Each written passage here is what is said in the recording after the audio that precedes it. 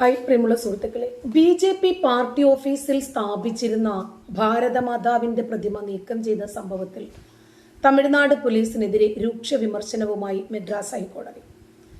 ഒരു സ്വകാര്യ സ്ഥാപനത്തിലെ കാര്യങ്ങൾ നിയന്ത്രിക്കാനോ ഇടപെടാനോ ഭരണകൂടത്തിന് അവകാശമില്ല എന്ന് കോടതി പറഞ്ഞു. പ്രതിമ ബി.ജെ.പിക്ക് തിരികെ നൽകണമെന്നും മദ്രാസ് ഹൈക്കോടതിയുടെ മധുര ബെഞ്ച് ഉത്തരവിട്ടു. ഇക്കാര്യത്തിൽ സംശയങ്ങളൊന്നുമില്ല.